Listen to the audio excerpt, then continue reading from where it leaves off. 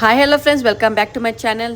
So ಇವತ್ತು ನಾನು seasonal fruit ಆದ ಅವಗ್ಯಾಡೋ ಫ್ರೂಟಿಂದ ನಿಮ್ಗೊಂದು ಸ್ಪೆಷಲ್ ರೆಸಿಪಿನ ತೋರಿಸ್ಕೊಡ್ತಾ ಇದ್ದೀನಿ.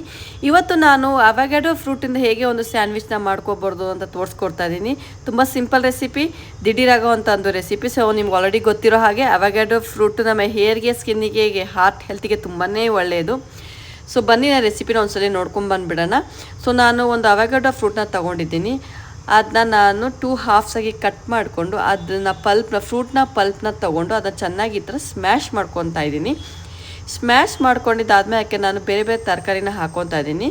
ಸೊ ನಾನು ಫಸ್ಟಿಗೆ ಸಣ್ಣಗೆ ಹಚ್ಚಿರುವಂಥ ಈರುಳ್ಳಿ, ಆಮೇಲೆ ಸಣ್ಣಗೆ ಹಚ್ಚಿರೋಂಥ ಟೊಮ್ಯಾಟೊ, ಹಾಗೆ ನಾನು ಸ್ವಲ್ಪ ಕೊತ್ತಂಬರಿನ ಹಾಕ್ಕೊತಾ ಇದ್ದೀನಿ. ಅದಾದಮೇಲೆ ನಾನು ಸಣ್ಣಗೆ ಹಚ್ಚಿರೋಂಥ ಬ್ರಾಕ್ಲಿ ಹಾಕ್ಕೊತಾ ಇದ್ದೀನಿ.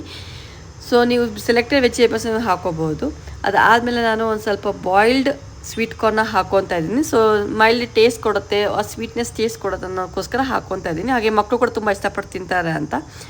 ಸೊ ಅದಾದಮೇಲೆ ನಾನು ಒಂದು ಸ್ವಲ್ಪ ರುಚಿಗೆ ತಕ್ಕಷ್ಟು ಉಪ್ಪು, ಅದಾದಮೇಲೆ ನಾನು ಒಂದು ಸ್ವಲ್ಪ ಚೀಸ್ ಸ್ಪ್ರೆಡ್ನ ಹಾಕ್ಕೊತಾ ಇದ್ದೀನಿ. ಕಂಪ್ಲೀಟ್ಲಿ ಆಪ್ಷನ್, ಬೇಕಾದ್ರೆ ನೀವು ಇಲ್ಲಿ ಬೇಕಾದ್ರೆ ಪನ್ನೀರ್ ಕೂಡ ಹಾಕೋಬಹುದು. ಸೊ ನೋಡಿ, ಈ ಥರ ಹಾಕ್ಕೊಂಡು ನಾನು ಚೆನ್ನಾಗಿ ಒಂದು 2 ಟೇಬಲ್ ಸ್ಪೂನ್ ಹಾಕ್ಕೊಂಡ್ರೆ ಸಾಕು. ಸೊ ಆಮೇಲೆ ಚೆನ್ನಾಗಿ ನಾನು ಇದನ್ನ ಮಿಕ್ಸ್ ಮಾಡ್ಕೋಬೇಕಾಗತ್ತೆ.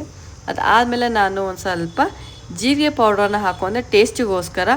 ಸೊ ನೀವು ಬೇಕಾದ್ರೆ ಸ್ಪೈಸಿ ಪ್ರಿಫರ್ ಅನ್ನೋರು ಬೇಕಾದ್ರೆ ಸ್ವಲ್ಪ ಆರಿಗ್ಯಾನೋ ಹಾಗೆ ಸ್ವಲ್ಪ ಚಿಲ್ಲಿ ಫ್ಲೇಕ್ಸ್ ಕೂಡ ಹಾಕೋಬೋದು. ಸೊ ಇದನ್ನ ಮಕ್ಕಳು ತಿನ್ನೋದ್ರಿಂದ ನಾನು ಅದನ್ನು ಕಂಪ್ಲೀಟ್ಲಿ ಸ್ಕಿಪ್ ಮಾಡ್ತಾಯಿದ್ದೀನಿ. ಸೊ ನೀವು ಬೇಕಾದ್ರೆ ಚಿಲ್ಲಿ ಫ್ಲೇಕ್ಸ್ ಹಾಗೆ ಆರಿಗ್ಯಾನೋ ಹಾಕೋಬೋದು. ಸೊ ಚೆನ್ನಾಗಿ ಮಿಕ್ಸ್ ಆದಮೇಲೆ ನಾನು ಇಲ್ಲಿ ವೀಟ್ ಬ್ರೆಡ್ನ ತೊಗೊಂಡಿದ್ದೀನಿ, ಅಥವಾ ನೀವು ಮಲ್ಟಿಗ್ರೇನ್ ಬ್ರೆಡ್ ಕೂಡ ತೊಗೊಳ್ಳೋದು ತುಂಬಾ ಒಳ್ಳೆಯದು.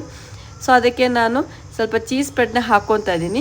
ಸೊ ಚೀಸ್ ಬ್ರೆಡ್ ಬೇಡ ಅನ್ನೋರು ಬೇಕಾದ್ರೆ ನೀವು ಗ್ರೀನ್ ಚಟ್ನಿ, ಪುದೀನ ಚಟ್ನಿ ಕೂಡ ಹಾಕೋಬಹುದು.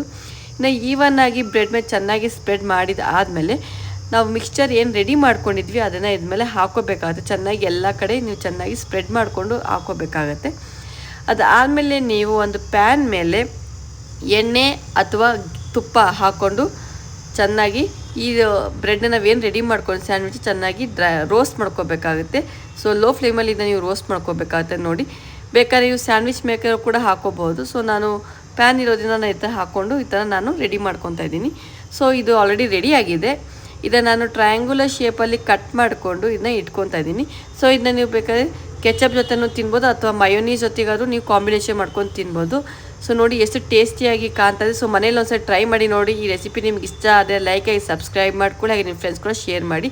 ಖಂಡಿತವಾಗಿ ಇದನ್ನು ನೀವು ಟ್ರೈ ಮಾಡಿ ಮನೆಯಲ್ಲಿ.